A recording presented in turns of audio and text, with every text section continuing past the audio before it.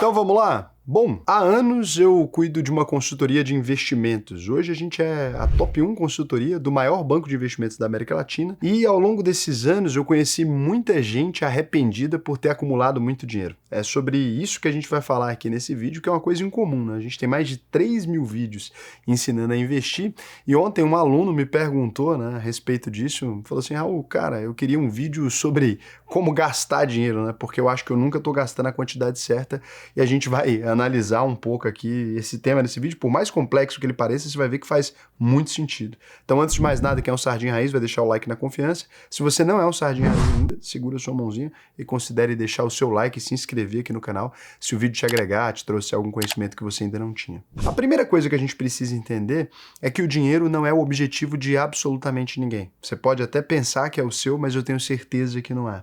A maioria das pessoas, ela não quer o dinheiro em si, né? Ela quer ou a segurança ou a liberdade de fazer o que quiser, né? Quando a gente fala de segurança e liberdade, eu estou dizendo de se acordar de manhã e saber que seus boletos vão estar pagos, né, no fim do mês, que você vai ter uma casa, que você vai ter um carro, que você vai conseguir pagar a escola dos seus filhos. Tudo isso a gente está falando naquilo que se refere à segurança. Ou para você que às vezes tem um pensamento um pouco mais jovem, né? Dizem que a juventude não é de corpo, é de pensamento.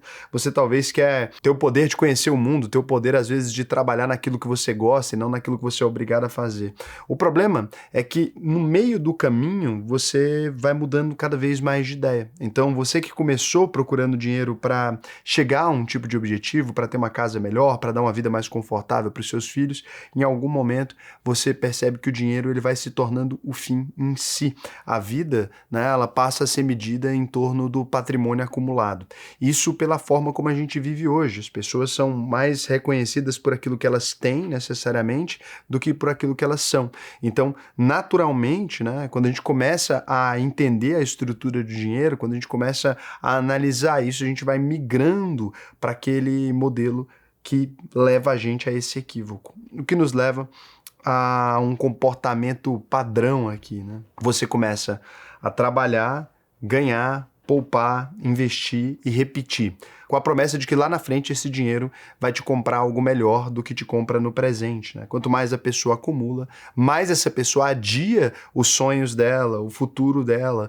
Então ela adia o uso do dinheiro, ela adia viver, ela adia decidir. E eu queria te propor uma reflexão que eu faço com alguns dos meus clientes, né?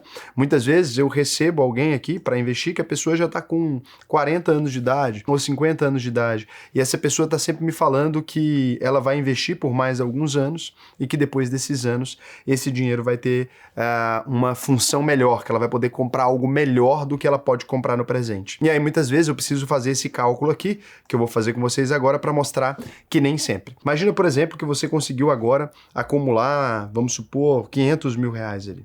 Não estou dizendo que você deveria gastar todo o seu dinheiro, tá? A gente vai conversar sobre isso mais pra frente. A pessoa me diz o seguinte, olha, Raul, eu tenho 500 mil reais agora, né? E eu não penso em gastar absolutamente nada desse dinheiro, porque se você colocar aí uma taxa de 12% de juros, no Brasil a taxa atual tá 14,75%. Vou colocar um pouco mais para baixo pra gente extrair a inflação. Nos próximos 12 anos, por exemplo, se eu continuar trabalhando, então agora eu tô com, por exemplo, 40 anos, se eu trabalhar até os 52, investindo, né, aqui, o máximo que eu conseguir, investindo, por exemplo, eu ganho 12 mil, eu vou investir 6 mil, vou investir metade do que eu ganho aqui, eu vou chegar lá na frente com 3 milhões e 700 mil, e aí olha que maravilha, né, eu chegarei a poder ter uma renda ali, né? Uma renda de 35 mil reais todos os meses. Essa renda você teria ali. O que eu tento explicar para a pessoa, né, é que muitas vezes esses 35 mil reais que ela vai ter no futuro, vamos supor que ela possa gastar 15 mil disso, ele pode ter menos função do que se ela gastasse, por exemplo, se ela investisse agora, por exemplo, 3 mil reais, né, e tivesse só 3 milhões de reais e não 4 milhões. Repara, ó. Olha a mudança que a gente teve. 6 mil, ela teria 3,7 milhões. Com 4 mil, por exemplo, gastando 2 mil reais agora, ou menos até, 3 mil reais agora, se ela investir, ela vai ter, metade do investimento, ela vai ter 26 mil lá no futuro. Ou você pode pegar aqui 14 mil ou 13 mil para gastar ali se ela fosse já viver de renda. Agora, aqui é o ponto que eu queria propor para vocês. Vale mais a pena, então, para você aproveitar agora os seus 36 mil em uma viagem, investir metade desse dinheiro, ou vale a pena chegar nos seus 52 anos, ou para quem já tem 50 hoje, nos 60 anos de idade, com 5 mil de renda a mais por mês ali, em um cenário que esses 5 mil de renda a mais, ele não representa um grande horizonte, né? É de 26 mil para 35 mil, por exemplo, para 32 mil que fosse ali. Vai valer a pena para você se abdicar disso, de viver isso hoje para viver isso lá no futuro? A conversa que eu tenho com a maior parte dos meus clientes é que não, né? Isso não vai ser significativo. Então, se você mantiver os aportes até determinada idade, faz sentido, mas chega em determinada idade que você já precisa começar a se condicionar a viver um pouco mais e não só fazer um planejamento de futuro. Porque R$ 500 aos seus 20 anos de idade não tem a mesma função do que R$ 500 aos seus 40 anos de idade. Quando você tinha somente R$ 10 mil, os R$ 500 era a diferença entre você ir para um show ou não ir para um show aos 20 anos de idade. Quando você tem 45 anos de idade, você tem R$ 3 milhões, R$ 500 não significa absolutamente nada. Se você tivesse somente R$ 2 milhões porque gastou vários desses R$ 500 ao longo do mês, ainda assim você teria sido mais feliz no maior horizonte de tempo da sua vida. Para isso a gente precisa entender a verdadeira função do dinheiro. O valor do dinheiro, ele vai mudar ao longo da vida. Não só a inflação vai corroer o poder de compra, né? Que esse valor vocês já sabem, vocês são investidores, mas a diferença é que R$ 1.000 aos 20 anos de idade tem um impacto muito alto. R$ 1.000 aos 83 anos de idade ou aos 80 anos de idade tem um impacto praticamente neutro. Você não vai ter uma melhoria de qualidade de vida usando R$ 1.000 aos 80 anos de idade. Não só porque você não pode mais para uma festa, mas porque seu corpo não acompanha mais aquele ritmo específico. Então essa ideia de acumular o máximo possível na juventude para viver a vida quando você passar dos 50, não necessariamente ele vai te possibilitar uma vida mais feliz. O que a gente precisa tentar chegar é no número, né, específico para ter uma vida feliz ao longo do horizonte. Então, R$ 1.000 aos 40 ou a 50 anos de idade vai ter um impacto médio, né, os mesmos R$ 1.000, e R$ 1.000 passado dos 60 anos, muitas vezes vai ter um impacto mais baixo do que tinha com 40, com 50 anos aqui. Isso é o que eu percebo nos meus clientes que acumularam um patrimônio muito maior.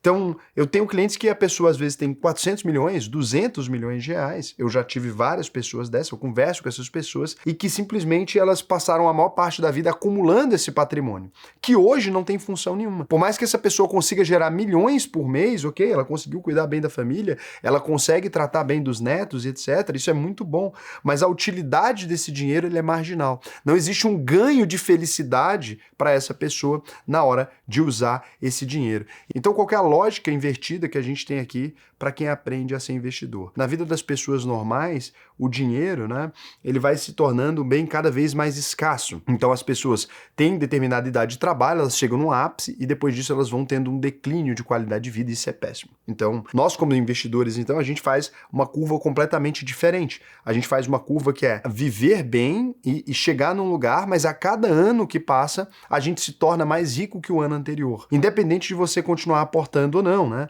Uma vez que você se torna um investidor e que atingiu um patrimônio legal, vamos supor que você foi um investidor durante a vida inteira, você investiu aqui, por exemplo, R$ 1.500, né, lá nos seus 20 anos, 25 anos depois, investindo esses R$ 1.500, mesmo que você não tenha feito nenhum reajuste, né, a taxa de juros de 12%, pode considerar até 8%, que se quiser, 8, 9, né, para descontar a inflação e pegar uma média do tempo aqui, depois de 25 anos, então, essa pessoa, ela teria atingido aqui 1.599.000.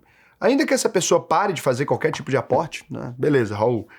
Então eu comecei a investir aos 20 anos, aos 45 eu já terei 1,6 milhão de reais ali. Se eu continuar sem fazer nada, né, com 60 anos, naturalmente eu vou ter 5.826.000, ainda que eu não coloque mais nenhum centavo lá. Por quê? Porque a curva de juros, né, ela vai te remunerar ano após ano. Quanto mais tempo passar, mais dinheiro os investidores terão. Mas, à medida que o dinheiro cresce com o tempo, a importância do dinheiro ela vai cair. Né? Ela vai cair cada vez mais. Porque determinada quantidade de dinheiro, ela vai te dar um prazer muito específico, né? Mas você não tem como comer dinheiro, né? Você não tem como viver dinheiro. Você vai ter que comprar uma viagem, vai ter que comprar as coisas, ele tem que se transformar em alguma coisa. E por mais que você coma uma comida muito melhor, né? E é verdade que você vai comer se você tiver mais dinheiro, o prazer que aquilo vai te dar, ele não vai crescer na mesma projeção que os juros compostos. Os números, eles têm capacidade de chegar em patamares bem maiores. O prazer advindo do dinheiro, não. Se você migra de um Uno, né? De um carro que era muito ruim para um HB20 com ar-condicionado e depois você migra para um SW4 ou para um Raval desse novo ali, você vai ter uma distância muito grande do Uno pro carro com ar-condicionado e um pouco mais confortável. Mas depois, nas próximas sucessões que você fizer, o impacto é muito pequeno. E para uma Ferrari o impacto é ainda menor, né? Você vai falar assim, nossa, mas o motor é bem melhor, sei lá o quê. Mas você vai chegar mais ou menos no mesmo tempo e vai chegar mais ou menos com o mesmo conforto. Se brincar, a Ferrari é até um pouco mais desconfortável, apesar de ser mais esportivo e mais legal. Então, na prática, o ser humano tende a se acostumar com essas coisas, né? Você vai ganhar mais, o seu padrão de vida vai subir, a sua percepção de valor muda, mas você vai estagnar em um lugar. E pior que isso, se você perder esse lugar, aí sim você sente um impacto muito grande, né? Por isso que a gente deve investir, mas se você ganha pequenos novos níveis, muito provavelmente você não vai perceber. A primeira vez que alguém sai do país e viaja à Europa, por exemplo, vai ser um grande evento. A primeira vez que você vai para a Itália, você anda pelas ruas e tal, vai ser uma maravilha. Da 10ª vez, você não vai ter mais a mesma felicidade do que teve da primeira vez. E da 15ª vez, você vai ter uma felicidade ainda menor, de modo que por mais que seu dinheiro cresça, você tem um limite, né, daquilo que ele pode te comprar em termos de felicidade, não daquilo que ele pode te comprar em termos de luxo, etc. Né? A primeira bolsinha de luxo de alguém pode fazer essa mulher ficar muito feliz. A 7ª não vai ter o mesmo impacto, porque o ser humano, ele não libera dopamina baseado nisso. Então, você não consegue perceber um erro invisível para a maioria das pessoas, que é o seguinte: você abre mão de coisas que têm muito valor hoje para ter dinheiro em um momento que ele vale menos. Não quer dizer que você tenha que gastar todo o dinheiro agora. Quer dizer que você tem que compreender que quando você deixa de viver as experiências, né, você não tem como comprar o tempo que já passou. Quando você não investe em si, quando você não melhora a sua qualidade de vida, você troca a sua vida por uma planilha. E esse é um erro que eu vejo muitas pessoas cometerem. Eu fiquei reflexivo com essa pergunta que o aluno me fez, eu não consegui responder ele na hora que ele me fez essa pergunta, ele é um aluno da UVP. Eu falei para ele, não vejo sentido nisso. E depois, quando eu parei e deitei na cama à noite, eu fiquei raciocinando e falei, caramba,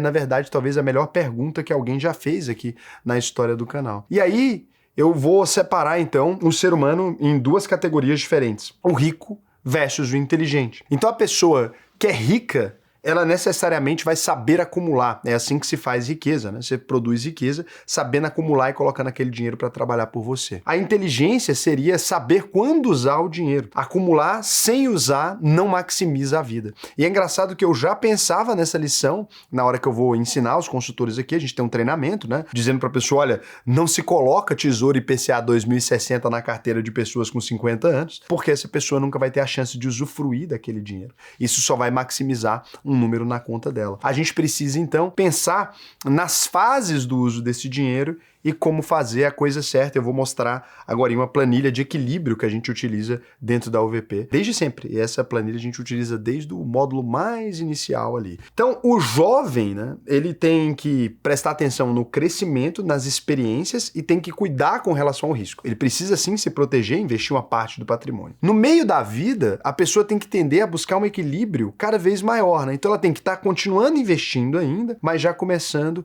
a viver a vida muito mais, já preocupando-se com as experiências, entendendo, por exemplo, que talvez adiar o momento de ter um filho, ou adiar demais o momento de ter uma viagem, vai ter um impacto na segurança financeira. Já quando você é mais velho, você precisa começar a usufruir desse dinheiro, né, que você acumulou ao longo dos anos, e é dessa segurança que você construiu. Mas o dinheiro tem funções diferentes em cada fase da vida. Você pode chegar muito bem à terceira idade, mas não vai ser o mesmo prazer que você teria em fazer uma viagem, não vai ser o mesmo prazer que você teria. São prazeres diferentes, ele vai existir, né? Mas viajar com os netos não é a mesma coisa que viajar com a namorada.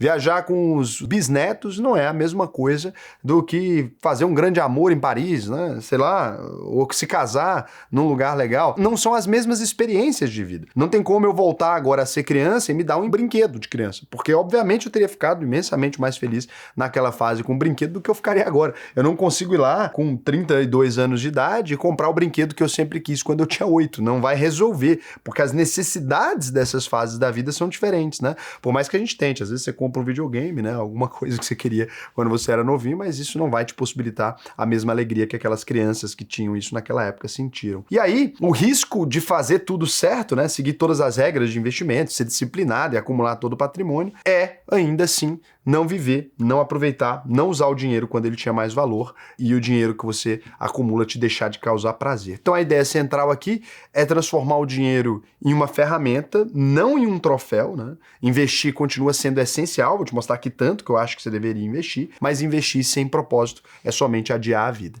Qual que é a conclusão que a gente chega então? Existe gente que vai morrer com dinheiro sobrando e com vida faltando. E o pior é que vai morrer achando que fez tudo certo. E tem gente que vai viver com dinheiro faltando lá na frente e com vida sobrando também, e daí viver o inferno, porque não adianta nada. Quando você gasta fora da medida, você perde completamente o seu sossego e também isso não é vida. O que a gente tem que buscar então é um caminho do meio nesse equilíbrio, onde a gente consiga usufruir do dinheiro e também fazer ele construir um alicerce sólido para que a gente tenha segurança no final da vida. Por quê? Porque é intrinsecamente humano que seja assim. Se eu te conto a história, né, de uma pessoa que ela viveu por 20 anos na rua, 25 anos na rua, considera que ela viveu por 25 anos na rua. Logo depois disso, ela foi encontrada por alguém, ela tinha um grande talento, com uma voz incrível, e daí ela passou 10 anos fazendo shows, enriqueceu e faleceu. Você considera que essa é uma grande história de sucesso. Se eu conto pra você a história de alguém que viveu 45 anos como um grande compositor e morreu na sarjeta, você vai dizer que essa é uma história de fracasso. Porque o ser humano, ele valoriza muito como as coisas terminam, né? Muito mais como as coisas terminam do que como elas começam. O sofrimento de hoje, ele é sempre mais importante do que a felicidade passada. É importante a gente se lembrar disso. E daí, o que eu te recomendo então, né, que você faça, vou mostrar para você agora a divisão que eu ensino tanto para os meus clientes quanto para as pessoas de modo geral na UVP, para os meus alunos, né? Eu também tenho uma escola, dou aula para pessoas sobre investimento e a como acumular patrimônio, a juntar dinheiro, mas sempre com essa consciência de que o mais importante é o que o dinheiro pode fazer por você e não ser a pessoa mais rica do cemitério. Acho que ninguém aqui tem essa função. Então aqui, por exemplo, esse é um sistema de orçamento, ele puxa todos os bancos e conecta em um único lugar, né? Conecta as despesas e etc. Aqui nas metas, eu considero essa uma divisão muito boa. Claro, pode ser mexida de acordo com as necessidades, tem família que tem 4 filhos, tem família que tem 2 filhos, já. A diferença vai variar, tem gente que é sozinho, solteiro, tem pessoas que já se casaram, se divorciaram, no meu caso. Então, cada pessoa vai ter uma necessidade específica aqui. Então aqui, se você olhar a liberdade financeira, eu coloco como meta chegar em 25% de todo o dinheiro que você ganha. Então, por exemplo, se eu ganhei R$1.000, eu devo investir R$250 de todo aquele dinheiro que entra na minha conta. Por quê? Porque com isso eu estaria vivendo, né, 3 anos e acumulando 1 do meu patrimônio. Eu considero uma boa, né? Esse 1 que você acumula vai te dar mais patrimônio no futuro, se você fizer em qualquer conta objetiva, vai te dar mais patrimônio no futuro do que todo o dinheiro que você ganhou naquela época. Olha que interessante. Então, vamos supor que você ganhe R$15.000 ou R$10.000, que seja, né? R$10.000. E se você multiplicar isso por 25%, então você teria que ter R$2.500 aqui. Vamos lá. Então, R$2.500 eu vou investir todos os meses, né? Ao longo, por exemplo, de 20 anos. Então, isso vai se transformar numa renda de exatamente os 11.000 ali, né? Um pouco mais que os 10.000 que você tinha. Então, depois de 20 anos investindo determinado valor, você vai ganhar esse equivalente, né? E aqui em diante vai ficar cada vez maior.